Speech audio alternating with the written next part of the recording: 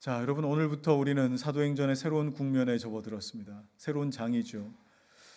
사도행전에는 교회사의 물줄기가 한 번씩 이렇게 굵직하게 바뀌게 되는 변곡점들을 만나게 됩니다. 그림을 보시면 여러분 쉽게 이해하실 수 있을 것입니다. 가장 먼저 나타난 교회사의 큰 변곡점이라 할 수 있는 것은 사도행전 2장에 성령께서 성도들 그리고 교회에게 임하신 사건이었습니다. 그리고 그 예루살렘 땅에 하나님 주시는 은혜로 큰 회심의 역사들이 계속 이어져 갔습니다. 그러던 중에 스데반 집사가 순교하던 일이 있었고, 이 사건이 변곡점이 되어서 헬라파 유대인들에게 큰 박해가 있었습니다. 이들이 유대와 사마리아로 흩어져 도망가야 했고, 그 장면이 그동안 우리가 살펴봤던 사도행전 1장부터 8장까지의 내용에 다 담겨 있습니다. 자, 그리고 오늘 이제 9장 역시 사도행전 교회사의 큰 변곡점이 되는 사건이 나타나는 것입니다. 자, 헬라파 유대인 박해 사건에서 굉장히 중요한 의미였고 역할을 했던 바로 누구죠? 사울. 이 사울이 회심하여 그리스도인 된 것입니다. 하나님께서 이 사울을 그리스도인 되게 하시는 이 은혜 주신 것은 하나님께서 특별한 목적을 가지고 계셨기 때문에 그렇습니다. 하나님이 가지셨던 그 목적이라고 하는 것이 무엇이겠습니까? 그것은 가는 곳곳마다 복음이 된 자들이 복음으로 나타내어질 때 그 복음이 증거되는 곳마다 잃어버린 하나님의 백성들을 찾으시기 위한 목적이었습니다. 찾으시기 위한 목적. 자, 여러분, 신데렐라 이야기 아시죠? 신데렐라 이야기. 신데렐라가 뭐 무도에 가서 이런저런 앞에 이야기는 다 생략하고 유리구두를 잃어버리고 갔습니다. 그런데 그 유리구두를 찾아서 이제 왕의 또 왕자인가요? 왕인가요? 그 신하들이 이 유리구두 한 짝을 가지고 그 나라 방방곡곡 다 다니면서 이 주인을 찾으려고 돌아다니고 있습니다. 그런데 이걸 어떻게 찾으려고 하죠? 찾을 때 어떻게 하죠? 여기 앞에 놔두고, 자, 이 신발이 여기 이렇게 생긴 것이 있는데 이 주인 한번 나와 보십시오. 이렇게 하지 않죠. 어떻게 합니까? 다 신겨보지 않습니까?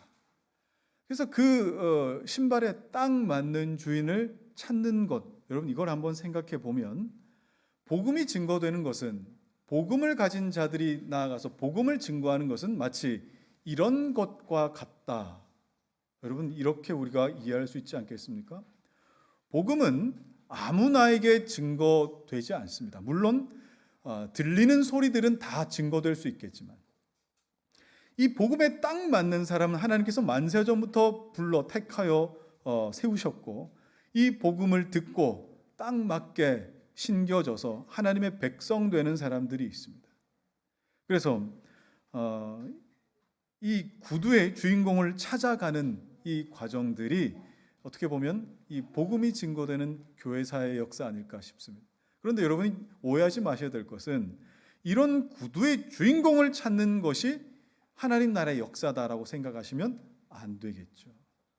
구두의 주인공의 이야기가 아니라 자기 주인, 곧 그 왕을 위하여 우리는 유리 구두를 찾아 가지고 떠나는 것입니다. 왕을 위한 이야기인 것이죠.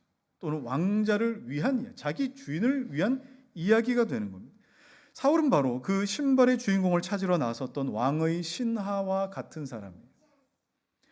오늘 9장에서 이 일을 위해 부름받아서 이제 마지막 28장까지 이 사울이 계속 이제 등장하게 되는 겁니다.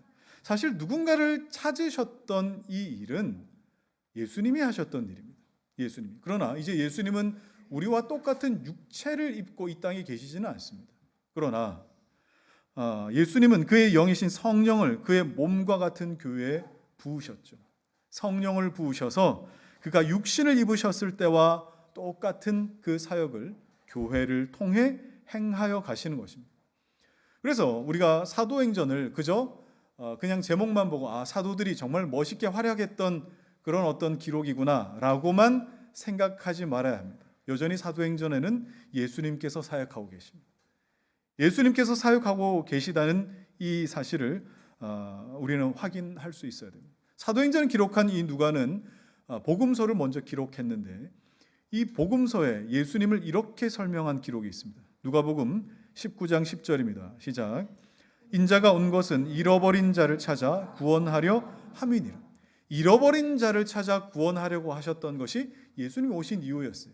그래서 누가복음에서만 나오는 누가복음 15장의 그 기록은 통째로 예수님이 찾으러 오셨다는 걸 말씀하고 있습니다.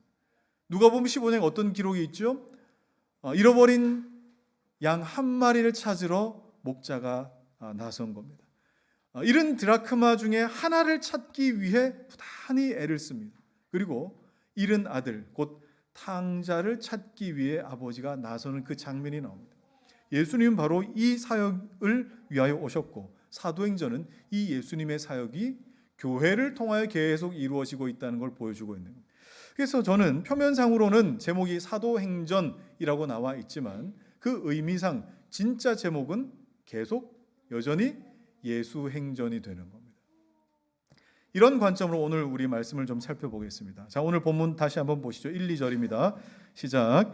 사울이 주의 제자들에 대하여 여전히 위협과 살기가 등등하여 대제사장에게 가서 다메섹 여러 회당에 가져갈 공문을 청하니 이는 만일 그 도를 따르는 사람을 만나면 남녀를 막론하고 결박하여 예루살렘으로 잡아오려 함이라. 지금은 우리 8장까지 확인했던 결과 사도행전 1장 8절 말씀이 어떻게 이루어져 오고 있는가를 계속 살펴보고 있습니다.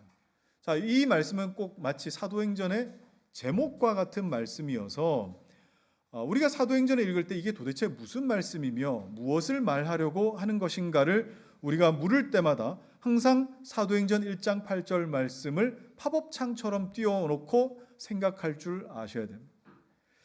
자, 그러면 한 번 더 우리 1장 8절 말씀 읽겠습니다. 시작. 오직 성령이 너희에게 임하시면 너희가 권능을 받고 예루살렘과 온 유대와 사마리아와 땅끝까지 이르러 내 증인이 되리라 하시니라. 사도행전 1장 8절의 이 말씀처럼 이제 예루살렘과 유다와 사마리아까지 진행된 모습을 우리 지난 8장까지 살폈던 내용입니다. 그리고 그 증거되는 방식이 뭡니까? 1장 8절 한 번 더 띄워줘 보세요. 그 증거되는 방식은 여전히 성령이 너희에게 임하시면. 항상 복음이 증거되는 방식은 성령이 임하실 때만 가능한 겁니다. 복음이 증거되는 것, 그리고 복음이 증거되는 곳에 하나님 나라가 임하시고 거기에 하나님 나라의 통치가 나타나는 것, 이건 다 사람이 주체가 되는 것이 아니라 성령이 너희에게 임하실 때 나타나는 유일한 근거가 됩니다.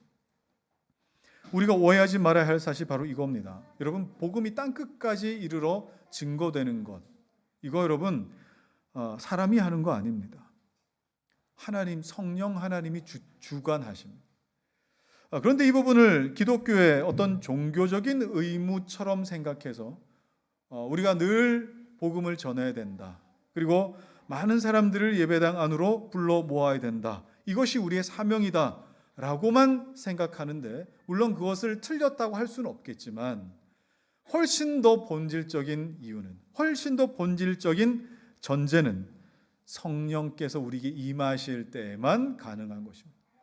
성경이 가르치는 것은 바로 이것입니다. 그래서 하나님 나라가 임하시는 일은 항상 성령이 너에게 임하시면 가능해지는 거예요. 그래서 예수님께서 이렇게 말씀하지 않으셨습니다. 교회 다니는 너희는 항상 복음 전도에 힘써야 된다, 그러지 않으셨습니다.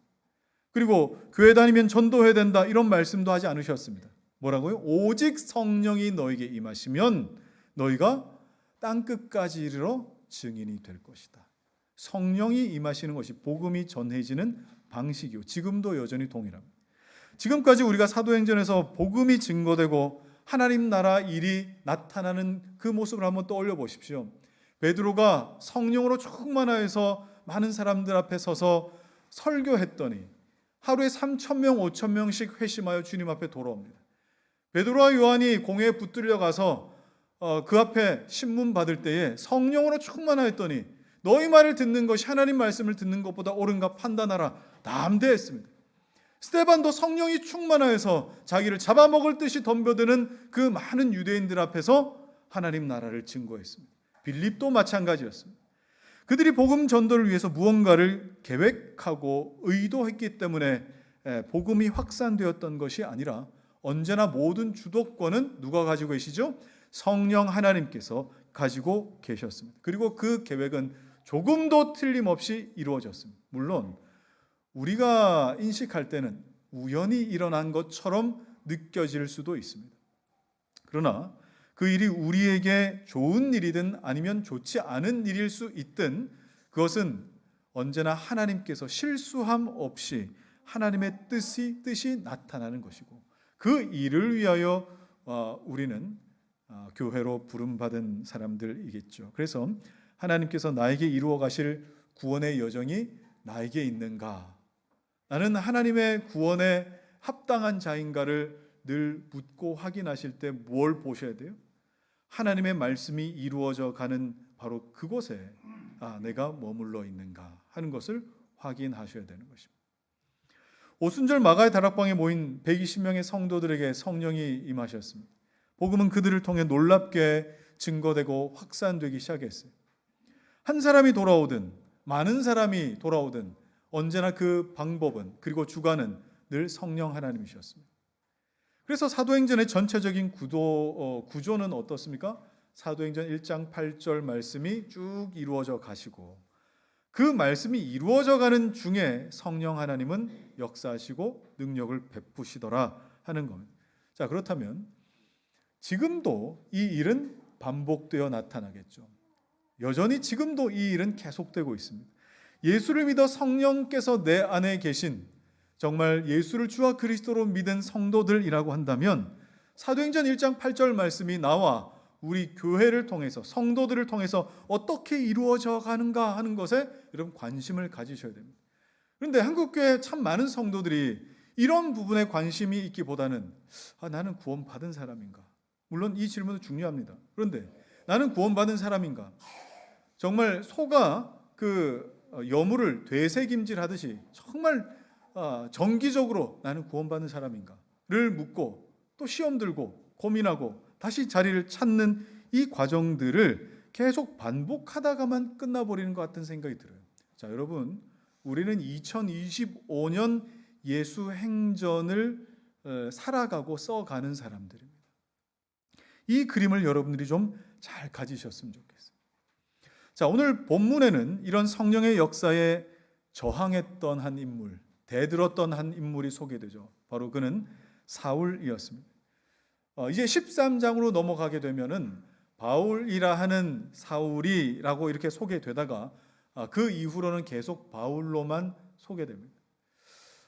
사울이었다가 바울이 된 것에 대해서 많은 사람들이 그의 회심 사건과 바울의 계명 사건을 이렇게 연결해서 이해하는 분들이 많은 것 같아요. 어떤 겁니까? 사울이라고 하는 그 이름은 큰 자, 또 뭐 이렇게 높은 자 이런 뜻이기 때문에 그가 예수 믿기 전, 회심하기 전에 교만한 상태의 이름을 뜻한 것이고 또 바울이라는 이 이름은 작은 자라는 이름의 뜻이기 때문에 회심한 이후에 그의 겸손한 상태를 의미한다. 이렇게 이해하는 분들도 대부분 그렇게 이해하고 계시지 않으세요? 근데 물론 이렇게 이해하는 것이 은혜로운 어떤 접근일 수도 있겠습니다만 성경적인 근거는 빈약한 것 같아요. 여러분, 사울은요, 쉽게 말하자면 이중 국적을 가진 사람입니다. 이중 국적자예요. 그러니까 유대인이기도 하면서 로마 시민권을 가진 로마인이기도 한 거죠. 여러분, 혹시 이중 국적을 가지고 계신 분 계십니까? 우리 중에 이중 국적 안 계세요? 네. 자, 이중 국적을 가지고 계시면 여러분 이름을 하나 쓰십니까? 두 개 쓰십니까? 두 개 쓰시지 않습니까? 만약에 미국의 국적을 하나 가지고 있으면 한국에서 쓰는 한유진이라는 이름을 미국에서도 똑같이 한유진이라고 쓰기는 좀 그렇게 쓰는 분들도 계시겠지만 아닌 분들이 대다수일 겁니다. 예를 들어 유명한 영화 배우인 마동석 씨 여러분 아시죠? 큰 덩치 큰 배우 마동석 씨. 그분이 한국과 미국의 이중 국적을 가지고 있는 분입니다. 근데 한국에서는 마동석이라고 하는 이름을 쓰지만 미국에서는 던 리라고 하는 이름을 씁니다. 그걸 가지고 왜 이름을 왜 두 번이나 이렇게 쓰는 걸까라고 우리는 전혀 의심하지 않잖아요. 마찬가지입니다. 사울도 교만한 이름에서 겸손한 이름으로 개명한 것이 아니라, 사울은 유대식 이름이에요. 히브리식 이름이고, 그리고 바울은 로마식 이름, 헬라식 이름인 것입니다. 그렇게 이해하시면 좋겠습니다. 사울은 사도행전 7장에서 스데반이 순교할 때 옷을 맡아 두었던 역할로 잠시 등장했습니다. 당시 스데반의 처형 장면 자체는 굉장히 잔인했고 또 잔혹무도했습니다.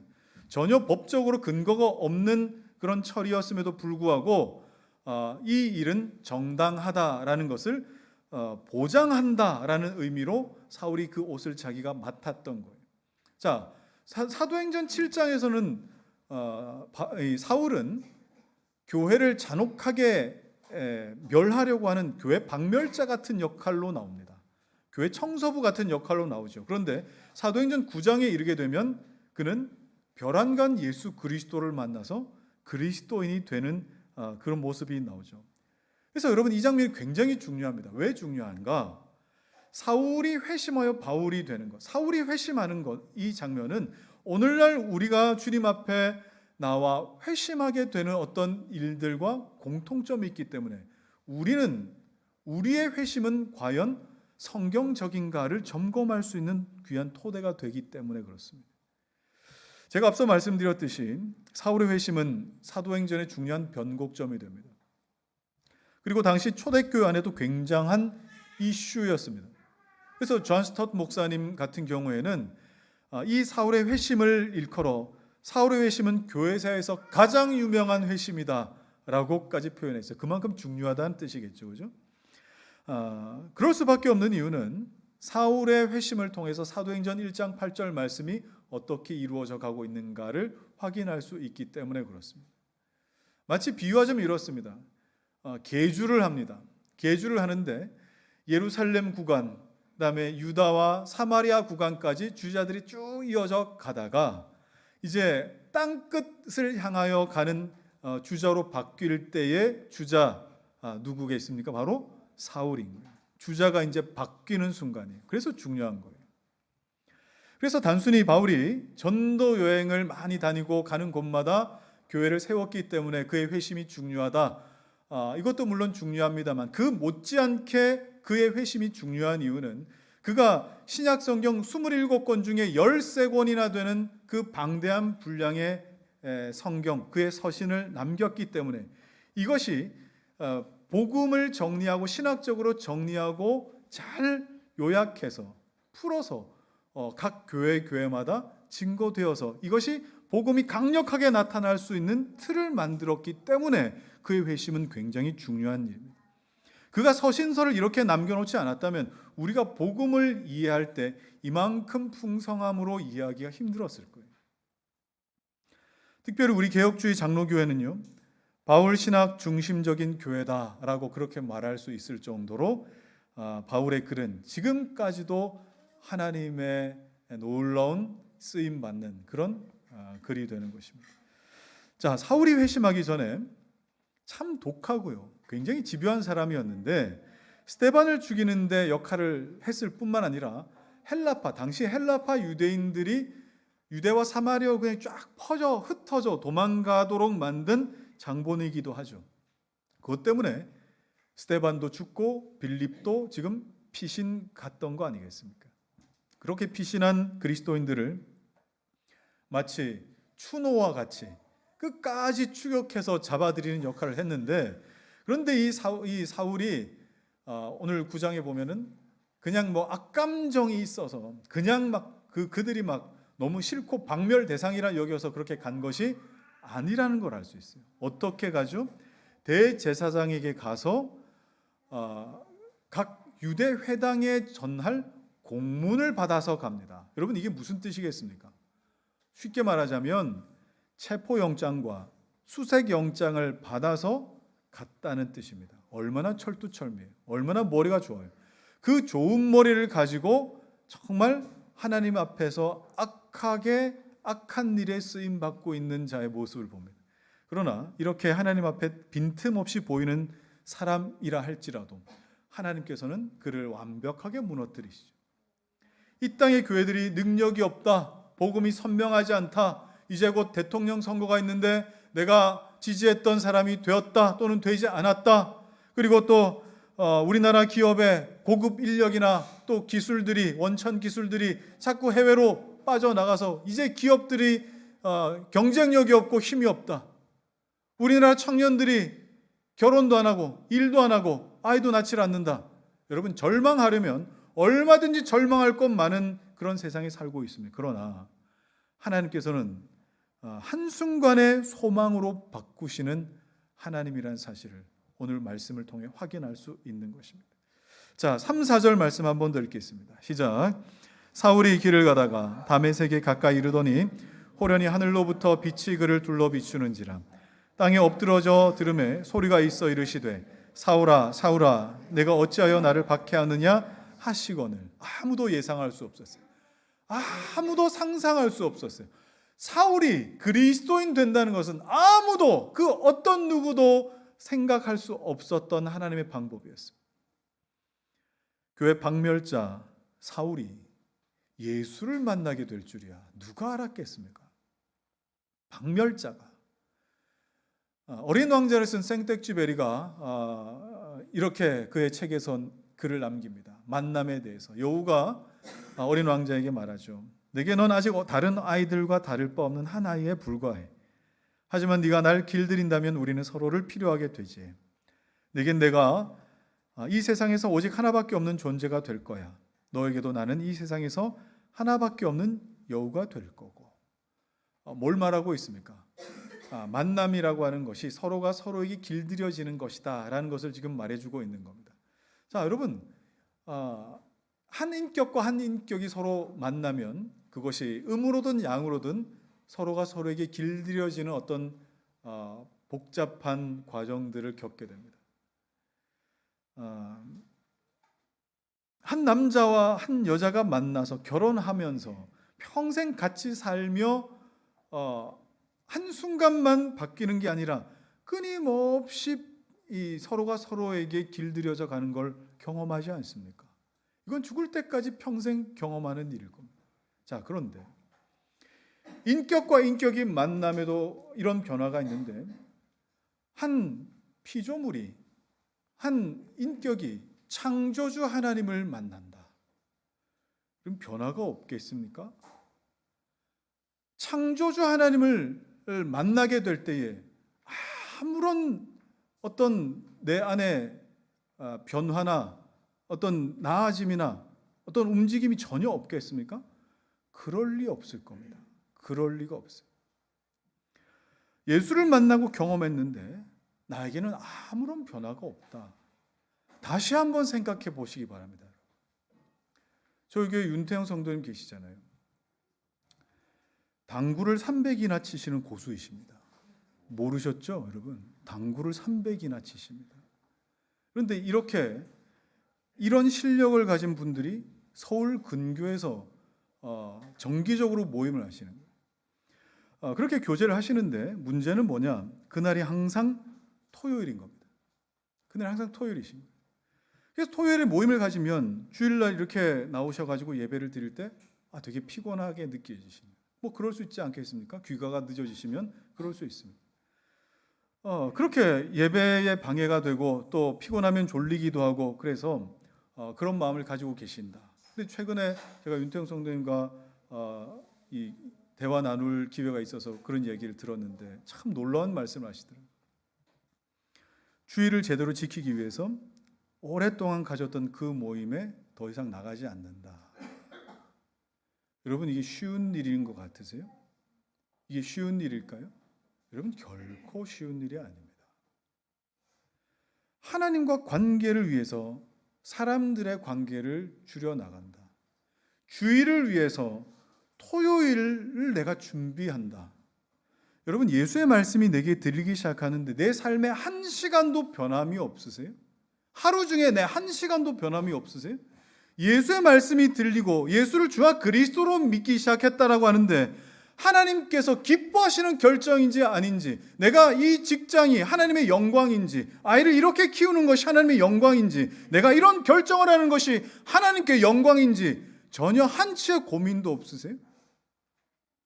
한 집에 남편에게 맞추고 아내에게 맞추고 자식에게, 부모에게 그렇게 맞추면서 고민하고 애쓰며 사는 것이 우리의 인생인데, 집에 개가 한 마리 들어와도 여러분 우리의 삶이 바뀌는데, 어떻게 창조주 하나님을 만났다고 하는데 한치의 변화가 없습니까? 다시 한번 생각해 보시기 바랍니다. 하나님을 만난 일이 없었을 겁니다. 서운한 말로 듣지 마시고 조금이라도 성경으로 자신을 한번 점검해 보시기 바랍니다. 독하고 집요했던 이 사울이 바뀌었어요. 우선 예수님이 사울을 만나실 때 사울은 하늘에서 빛이 내려 나를 둘러 비추는 것 같았다라고 인식했습니다. 여러분, 하나님을 어떻게 인식하느냐는 굉장히 중요한 문제입니다. 자, 그동안 사울은요, 율법의 전문가였어요. 율법을 평생 연구하고 율법대로 살았던 사람이었어요. 그래서 하나님이 어떤 분인지 그 율법을 통해서 인식했습니다. 그런데 빛이 비추더니 음성이 들렸어요. 자, 여러분, 바울은 구약에 능통한 사람인데 그런 그에게 빛이 비치고 하나님의 음성이 들려질 때에 무엇가 느껴졌을까요? 이건 하나님께서 구약 시대에 하나님께서 임재하셔서 말씀하시는 방법이라는 걸 사울이 몰랐겠습니까? 왜 몰랐겠습니까? 그 옛날 모세에게 하나님께서 나타나셔 말씀하실 때에 가시떨기에 하나님께서 빛처럼 나타나셨는데 불타는 것 같았지만 타지 않는 모습으로 모세에게 빛을 비춰주실 때 모세야 모세야 하시며 그를 부르셨습니다. 자연스럽게 여러분 사울은 그 모습 그걸 경험하면서 하나님이시다, 하나님의 임재다. 여러분 그걸 왜 몰랐겠습니까? 바울은 충격적이었을 겁니다. 그 옛날 모세가 하나님 앞에 물었던 것처럼 바울도 똑같이 묻죠. 주여 누구십니까? 누구십니까? 바울이 하나님을 만난 사건은 모세가 하나님을 만난 사건만큼 중요한 사건입니다. 바울은 강력한 이 빛 속에서 말씀하시는 분을 대면했는데 하나님이시다 라는 것을 그냥 전인격적으로 알 수 있었을 거예요. 그리고 그는 4절 말씀처럼 땅에 엎드러져 버렸습니다. 땅에 꼬꾸라졌어요. 여러분 땅에 모세가 하나님을 만났을 때 어땠어요? 신을 벗고 두려워서 얼굴을 가렸습니다. 감히 얼굴도 못 들었다는 뜻입니다. 바울은요 땅에 그냥 엎드러졌어요. 여러분 신구약 성경에 하나님을 만난 자들이 하나님을 만났다고 박수치면서 팔딱팔딱 뛰었던 사람이 있으세요? 없어요. 하나님을 만나고 정말 좋아가지고 팔딱팔딱 뛰었던 사람이 있느냐고요? 없습니다. 한결같이 고개를 숙였고 한결같이 땅에 엎드러졌습니다. 여러분 하나님을 만나고 땅에 엎드러져 본 경험이 있으십니까? 창조주 하나님 앞에 내가 얼마나 작은 자인지, 나의 이 죄악이라고 할 것이 나는 별것 없다고 생각했는데 그것이 얼마나 크고 무서운 것인지 여러분 하나님 앞에 느껴본 적 있으십니까? 그것이 하나님을 만났을 때 내 감정일 수 있고 내 삶의 태도일 수도 있겠지만 창조주를 대면한 자의 태도는 언제나 엎드러짐이었습니다. 지금도 하나님은 구원 대상이 되는 자기 백성들을 만나실 때 여전히 똑같이 일하십니다. 똑같이 역사하십니다. 하나님께서 임재하시고 말씀하실 때 바울의 그때처럼 정오의 빛보다 밝은 빛으로 막 이렇게 내리쬐거나 그러지는 않을 수 있겠지만 성령 하나님께서 그 빛과는 비교할 수 없는 그 놀라운 빛의 조명하심 가운데 하나님의 음성이 들릴 수 있도록 하시죠. 하나님의 말씀이 내 귀로뿐만 아니라 내 인격으로 들리게 하십니다. 그리고 그 말씀이 들리는 자는 땅에 엎드러져서 나는 하나님 앞에 완전한 죄인이며 아무것도 할 수 없는 자인 것을 깨닫게 됩니다. 저는 설교하기 전에, 이 강단에 오르기 전에 여러분을 위해 기도하고 오릅니다. 하나님, 오늘 말씀을 증거할 때 이 부족한 종이 하나님 말씀 대언하지만 하나님의 임재가 있게 해주십시오. 그리고 우리 성도들의 심령에 바울이 경험한 것 그것 이상으로 성령께서 조명하여 주셔서 하나님의 말씀이 사람의 말이 아니라 하나님의 말로 들리게 해주십시오. 저는 반드시 그렇게 기도합니다. 여러분도 예배를 드리러 나와서 목사가 이렇게 기도하는 것, 목사만 그렇게 기도한다고 생각하지 마시고 여러분도 그렇게 기도하셔야 합니다. 하나님, 오늘 나에게 성령의 빛을 비추어 주셔서 하나님의 말씀을 들을 수 있게 해 주십시오. 이렇게 기도할 수 있는 자를 마태복음 5장에서 뭐라고 했습니까? 심령이 가난한 자다. 심령이 가난한 자가 복이 있는 이유가 뭐예요? 천국이 바로 그들의 것이기 때문에 그렇습니다.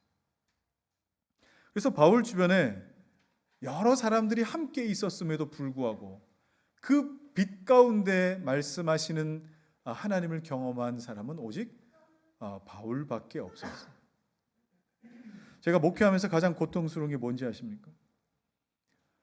여러분들이 요즘 많이 발달해 있는 유튜브에서 그리고 또 여러 다른 강단에서 많은 성경 교사들이 이상하게 가르쳐 놔서 아무리 가르치고 설교를 해도 변하지를 않는다는 거예요. 바뀌지를 않을 때입니다. 이상하게도 여러분, 저는 다른 때는 굉장히 둔한 사람이거든요. 근데 하나님 말씀을 대언하니 강단에 서 있으면 여러분의 속사람이 저한테 다 느껴집니다. 무섭지 않으세요? 여러분의 속사람이 다 느껴져요. 여러분의 의식이 어디에서부터 끊어져서 어디에까지 이어졌다가 다시 끊어지는지까지도 전 다 느껴져요. 여러분이 한 주간 어떻게 살았는지도 대충 다 느껴져요. 그런데 말씀이 여러분의 심령에 잘 박힌 못처럼 탁탁 박혀야 되는데 이게 너무 단단해서 길가와 같은 밭이어서 금방금방 사라져버린, 증발해버리는 것 같은 걸 느낄 때, 그리고 또 말씀이 못이 아니라 마치 총알처럼 여러분의 심령을 뚫고 그냥 지나가 버리고 구멍만 덩그러니 남아있을 때 저는 참 마음이 아픕니다. 속상합니다. 바울은 예수 그리스도 창조주 하나님을 만난 이후에 나는 날마다 죽노라고 고백했습니다. 한번 따라합시다. 나는 날마다 죽노라. 여러분, 그 말이 무슨 뜻이겠습니까? 날마다 하나님의 말씀을 대할 때 그냥 글이구나가 아니라, 들을 때 그냥 누구의 말이구나가 아니라 성령 하나님께서 그 말씀을 조명하실 때에 그 말씀 앞에서 내가 꼬꾸라지는 것을 경험하고 그 안에서 예수 그리스도께서 다시 사시는 것을 경험하는 것, 이것을 날마다 경험하는 거 아닙니까? 나는 날마다 죽노라. 그리스도 예수와의 십자가 앞에 말씀 앞에 죽노라. 그러나 그렇게 죽은 내 삶의 자리에 그리스도는 사시더라. 나는 날마다 죽노라. 정말 바라건대 이 은혜가 여러분에게 가득하시기를 주의 이름으로 축원합니다. 우리가 바울의 이 회심의 사건을 보면서 우리가 일부분으로는 소망을 갖기도 하지만 또 마음 한켠에는 괴리감 같은 거, 거리감 같은 게 있는 이유가 있습니다. 그게 뭡니까? 이 바울의 회심이 일반적인 회심이 아니기 때문에 그렇습니다. 만약에 하나님 앞에 회심하는 일들이 다 바울과 같이 일어난다라고 한다면 반론의 여지는 없겠지만 바울처럼 이렇게 회심하는 이 일들이 그렇게 흔한 일이 아니기 때문에 그렇습니다. 바울은 그냥 박해하러 가던 중에 갑자기 고꾸라져 가지고 땅에 엎드러진 거예요. 그래서 어떤 사람들은 하나님을 대적하거나 하나님께 일부러 반하여 살면은 하나님께서 이렇게 강력하게 역사하시는구나 해가지고 일부러 막 하나님 대적하고 보란 듯이 하나님 앞에 반역을 하며 사는데 여러분, 그러다가 가룟 유다처럼 되는 거죠. 하나님의 말씀을 그렇게 해석하면 안 됩니다. 바울의 회심을 어떻게 보면 좋겠습니까? 바울은 자신의 이런 회심에 대해서 스스로 이렇게 표현했습니다. 고린도전서 15장 8절 말씀 시작. 맨 나중에 만삭되지 못하여 난 자 같은 내게도 보이셨느니라. 바울은 정말 급하게 회심한 자신의 상태를 만삭되지 못하여 난 자라고 표현했습니다. 참 적절한 표현이. 그럼 뭐가 되는 겁니까? 바울은 조사나가 되는 거예요.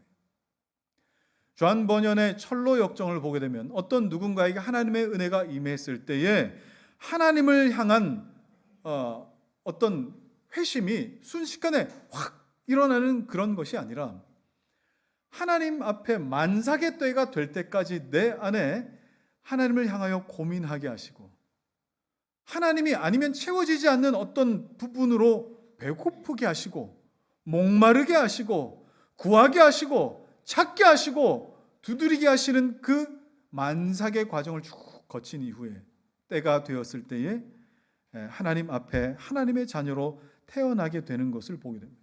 그런데 바울은 이 과정이 없어요. 만삭이 되기 전에 그냥 조사나처럼 정말 핏덩이처럼 툭 태어나 버리고 만 거예요.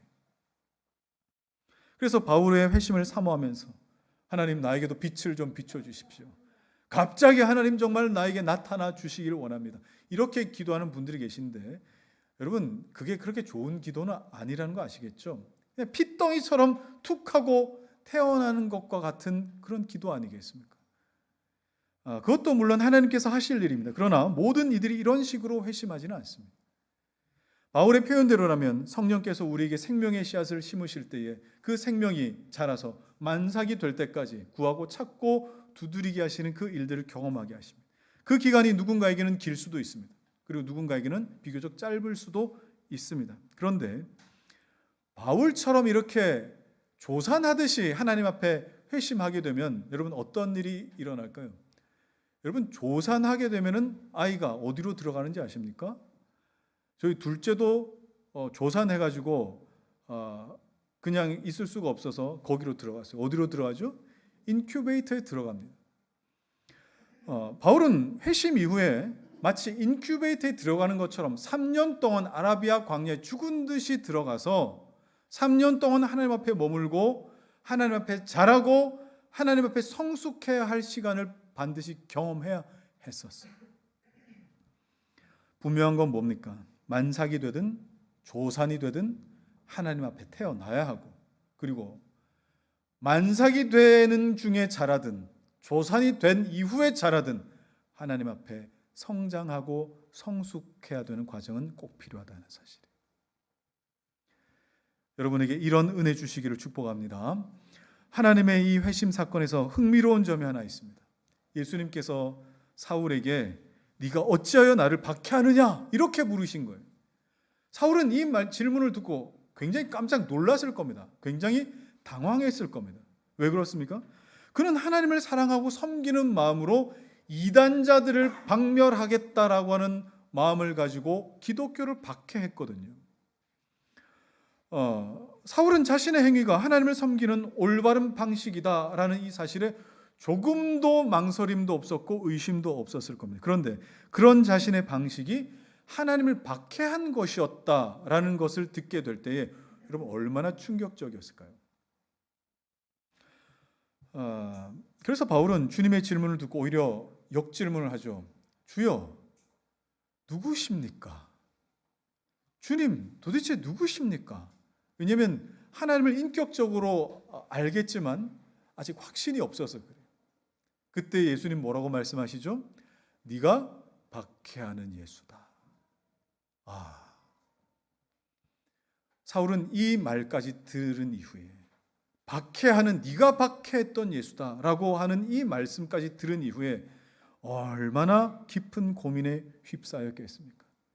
이제껏 주님을 위해 살았는데, 이제껏 주님을 안다며 살았고, 이제껏 주님을 사랑한다며 살았던 삶이었는데 그것이 하나님을 박해하는 삶이었다.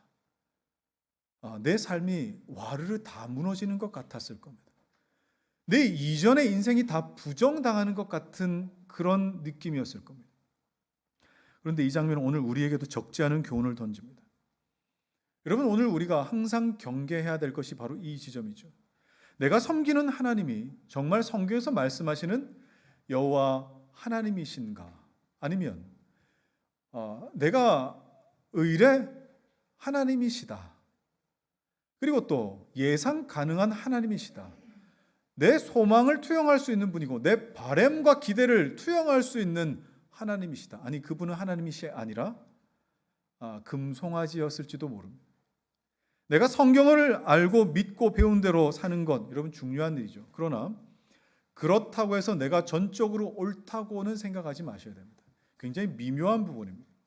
자, 이게 무슨 말이냐면, 제가 언제 한번 말씀드린 적이 있는데 18세기 조나단 에드워즈가 사역할 때 미국에는 큰 영적 대각성 운동이 일어날 때였습니다.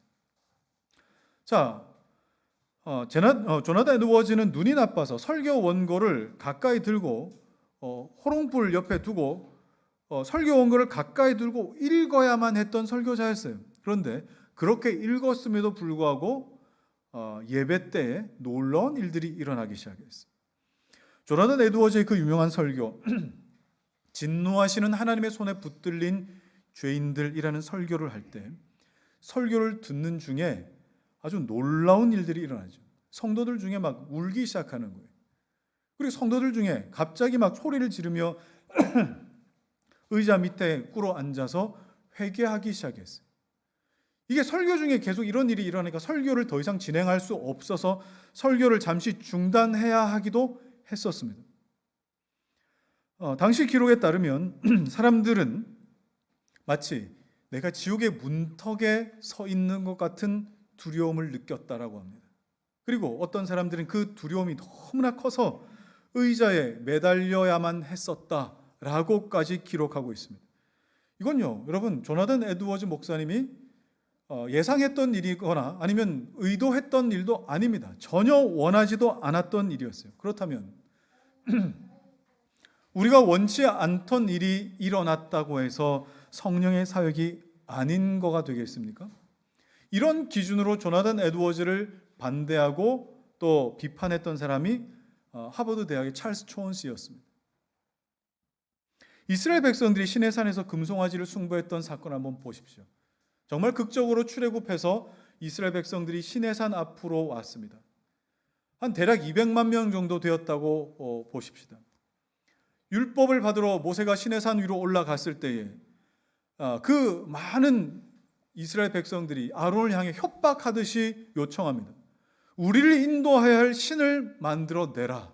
자, 그때 아론이 어떻게 합니까? 금 모으기 운동을 하죠. 자, 그럼 금을 다 모아라. 그런데 놀라운 일이 일어납니다. 출애굽기 32장 3절 말씀 시작. 모든 백성이 그 귀에서 금고리를 빼어 아론에게로 가져가며 우리를 인도해야 할 하나님을 만들자라고 할 때에 놀랍게도 그 어느 누구 하나 예외할 것 없이 모든 백성이 다 금 모으기 운동에 동참했다는 거예요.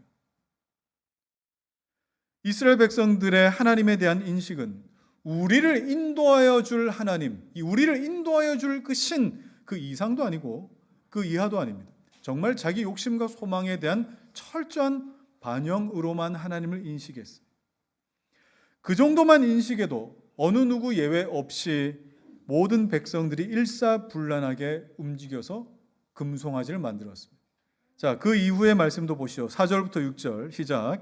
아론이 그들의 손에서 금고리를 받아 부어서 조각칼로 새겨 송아지 형상을 만드니 그들이 말하되 이스라엘아 이는 너희를 애굽 땅에서 인도하여 낸 너희의 신이로다 하는지라. 아론이 보고 그 앞에 제단을 쌓고 이에 아론이 공포하여 이르되 내일은 여호와의 절일이라 하니 이튿날에 그들이 일찍 일어나 번제를 드리며 화목제를 드리고 백성이 앉아서 먹고 마시며 일어나서 뛰놀더라. 하나님을 향한 인식이 잘못되니까 하나님을 예배하고 섬기는 방법도 잘못됩니다. 그래서 아론은 하나님께서 말씀하지도 않으시는 뭘 선포합니까? 절기를 선포해 버립니다. 내일은 여호와의 절일이니라. 그러자 이스라엘 백성들은 그 이튿날 아침 일찍부터 여호와께 드릴 번제와 화목제를 가져와 드립니다. 여러분 얼마나 열정적입니까? 얼마나 헌신적입니까? 그리고 그 우상 앞에 앉아서 먹고 마시며 일어나 뛰놀았다고 합니다. 사람들은 우상 숭배하는데 얼마나 열정적이고 헌신적인지 모릅니다. 그래서 성경에서 하나님을 섬길 때에 정말 이런 모습을 과연 찾아볼 수 있을까? 성경에서 하나님을 섬길 때 이렇게까지 아침 일찍 일어나서 하나님께 예배하고 섬기고 열정적으로 예배했던 모습 여러분 성경에 나와 있습니까? 거의 없습니다. 여호와 하나님을 섬길 때 이만큼 열정적이었던 장면이 별로 없어요. 거의 없어요.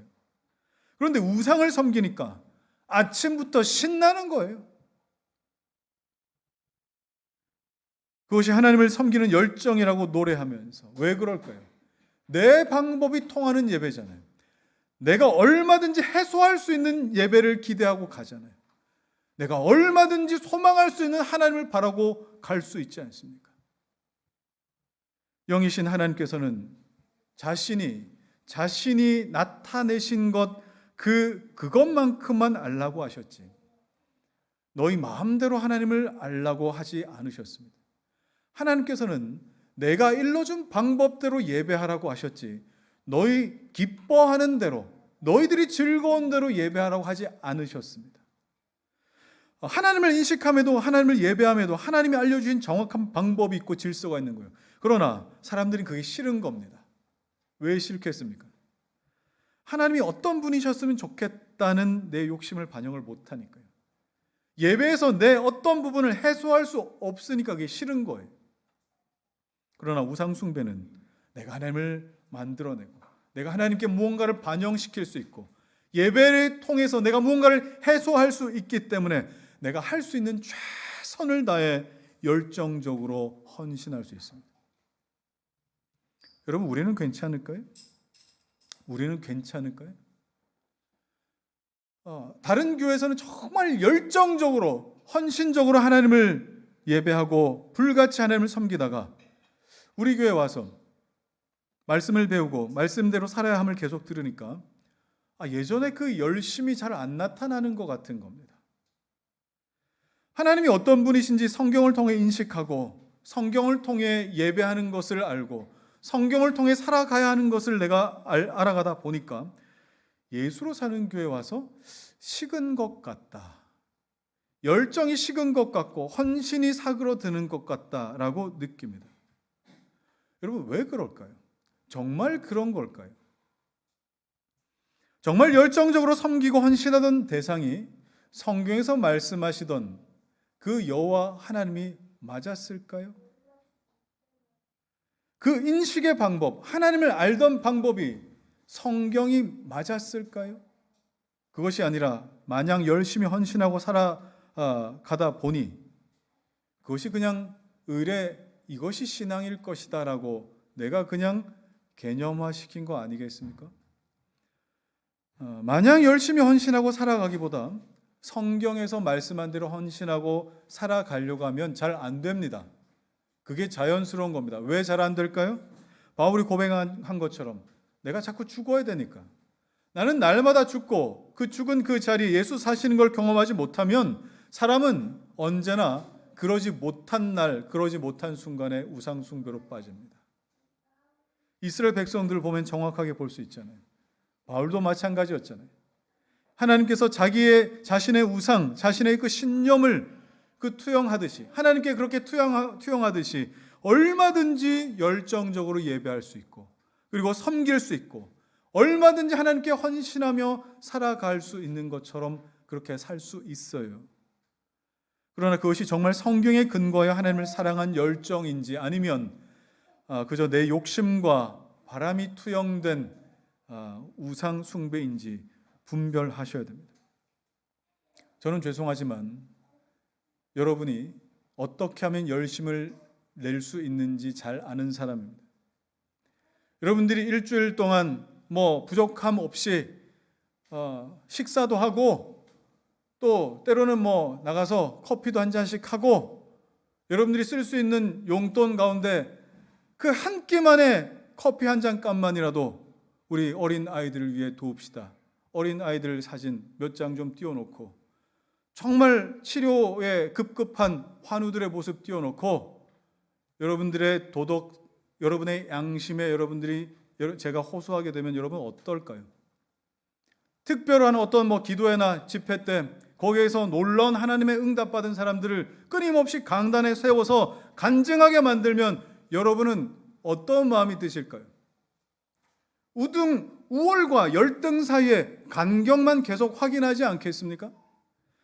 이 땅의 교회와 예배를 섬기자면서 여러분이 갖고 있는 그 재능들로 그러면 우리 정말 세련되게 한번 교회를 만들어 보고, 디자인도 정말 아름답게 보고, 영상도 멋지게 한번 만들어 보고, 또 찬양팀도 정말 기가 막히게 한번 해서 교회를 한번 섬겨보자.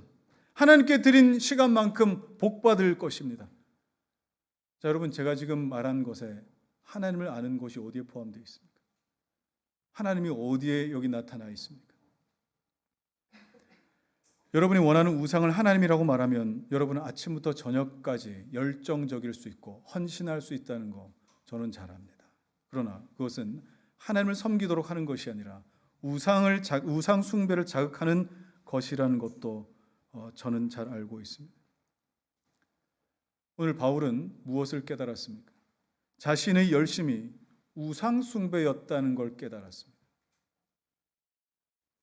그래서 로마서에 뭐라고 합니까? 로마서 10장 2절 말씀입니다. 시작. 내가 증언하노니 그들이 하나님께 열심히 있으나 올바른 지식을 따른 것이 아니니라. 바울이 왜 이렇게 말할 수 있었죠? 자기가 그렇게 살아봤었으니까요. 올바른 지식이 뭡니까? 교리를 많이 아는 것입니까? 물론 그것도 일정 부분 포함일 수 있겠지만 그게 전부가 아니에요.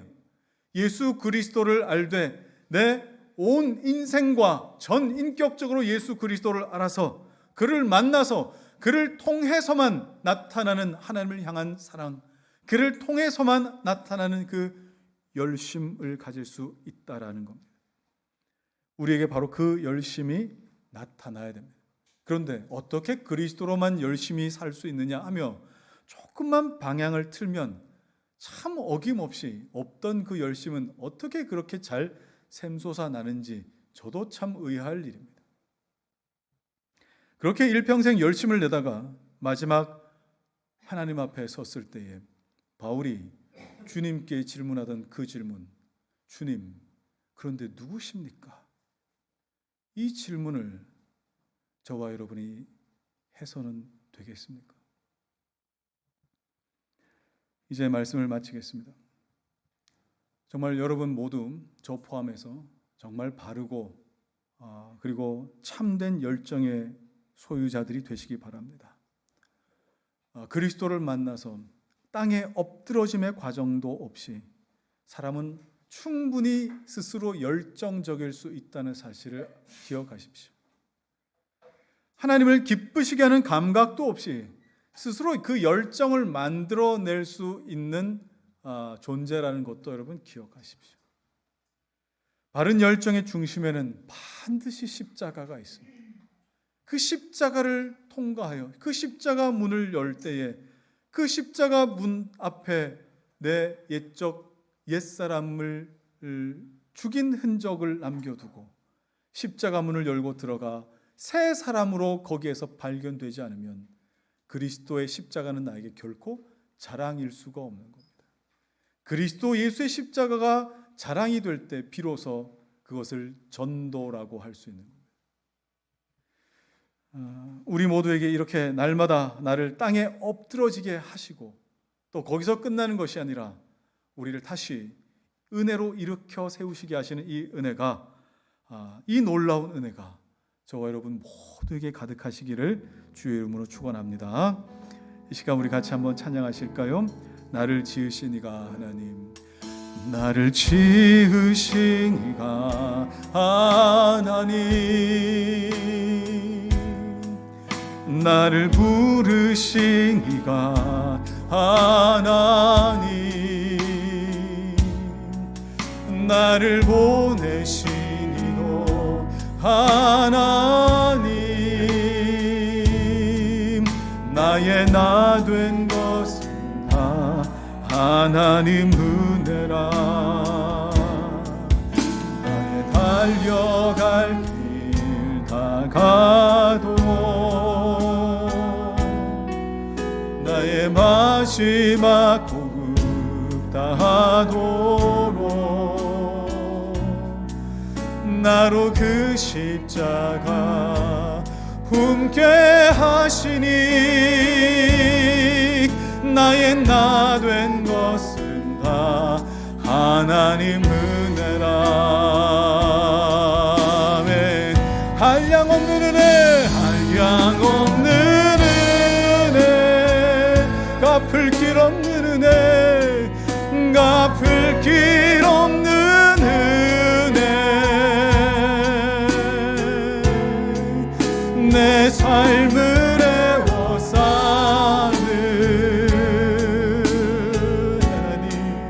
하나님의 은혜.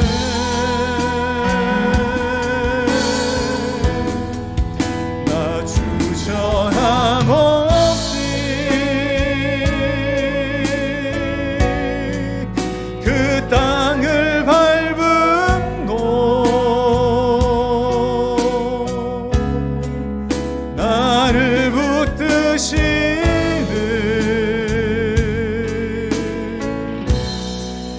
하나님의 은혜.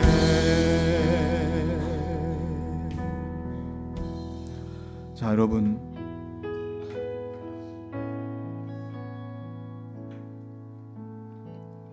저는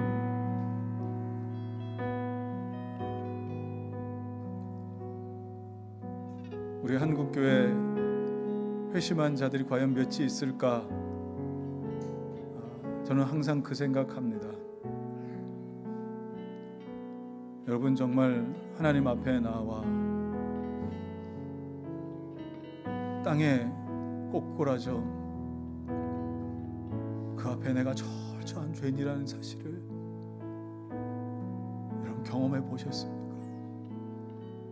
창조주 하나님 앞에 대면해 본 일이 있으십니까?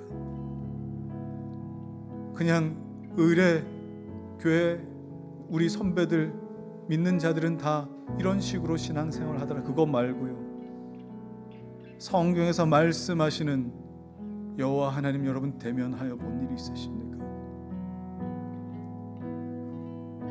이 회심의 은혜가 필요한 분들은 심령이 가난한 마음으로 때로는 하나님 앞에 만삭이 되어 하나님 앞에 날 때까지 이 하나님의 은혜가 멈추지 않으시기를 여러분 기도하시고, 오늘 이 순간에도 하나님은 만삭되어 난 자처럼 그렇게 태어나게끔도 하실 수 있고, 사울처럼 만삭되지 못하고 조사나처럼 지금 이 순간 태어나게도 하실 수 있는 분이신데, 우리에게는 이 하나님의 은혜가 여전히 필요하다는 것을 여러분 고백하면서, 하나님, 나 정말 하나님을 알고 싶습니다.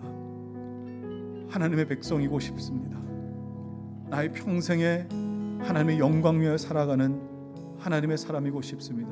우리 이 마음의 소망 가지고 우리 하나님의 은혜를 구하십시오. 주여 한번 부르같이 기도하겠습니다. 주여! 할렐루야. 아버지 하나님, 오 주님의 이름을 찬양합니다. 주님의 일하심을 아버지 하나님 기대합니다. 오늘 아버지 하나님이여, 주님 앞에 나와 하나님의 말씀을 들을 때에 사람의 말로 받지 않을 수 있는 이유는 성령 하나님 정오의 태양보다 더 밝은 빛으로 아버지 하나님 나에게 비추시는 그것이 아니라, 하나님 성령께서 아버지 하나님 우리 심령에 하나님 조명하여 주실 때에 아버지 하나님의 말씀이 우리 심령에 들리게 하나님 도와주시고, 하나님의 말씀을 듣는 자들마다 아버지 하나님이여 정말 주님 앞에 거듭나 회심하여 나의 심령이, 나의 감정이, 나의 의지가, 나의 습관이, 나의 아버지 하나님의 인생의 태도가 주님 앞에 고꾸라져 아버지 하나님 주님 앞에 엎드려지는 역사가 아버지 하나님 나의 인생 하나님의 길을 간절히 소망하오니, 오 주여 아버지 하나님, 나의 인생에 아버지 하나님 이 은혜가 있게 하여 주시옵소서. 한량없는 하나님의 은혜가 하나님 부어지게 하여 주시옵소서. 놀라우신 하나님의 은혜, 거룩하신 이 하나님의 은혜를 내가 찬양합니다.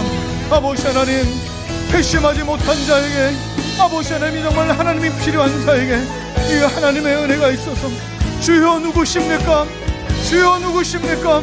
내 삶이 부정당하는 것처럼 느껴질지라도 아버지 하나님, 지금도 아버지 하나님 정말 우리에게 말씀하신 우리 주님을 찾아서 하나님 앞에 엎드려지기를 간절히 소망하오니, 사랑하는 성도들의 심령마다 하나님의 성령의 물 붓듯한 이런 부심이 하나님 나타나게 하여 주시며, 오 아버지 아버지 하나님, 성령 하나님, 우리를 이제 이대로 내버려 두지 마시며 하나님의 사람으로 하나님 불러주시기를 간절히 소망합니다. 주님 앞에 아버지 하나님 부름받아서 내가 아버지 하나님 다른 것을 섬기지 아니하고 오직 여호와 하나님만 섬기기를 소망하오니 하나님이 은혜를 더하여 주시옵소서. 은혜를 더하여 주시옵소서.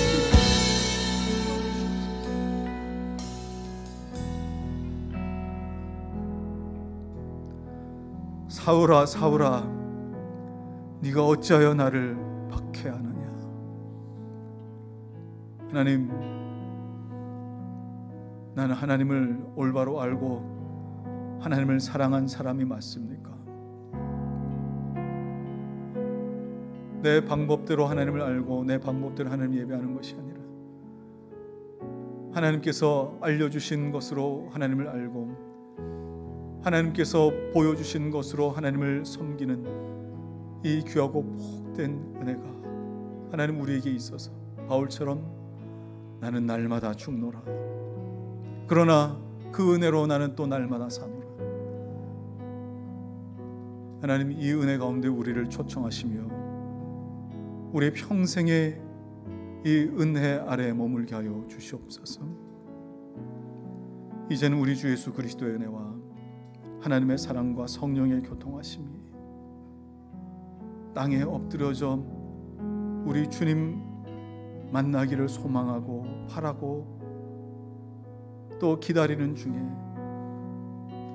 만삭이 되어 또는 만삭이 되지 못하여 난 자와 같을지라도 하나님을 알아가고 주님 앞에 성장하여 그리스도 예수의 장성한 분량에 이르기 소망하는 사랑하는 성도들 머리 위에 이제부터 영원토록 함께 하시기를 간절히 축원하옵나이다. 아멘.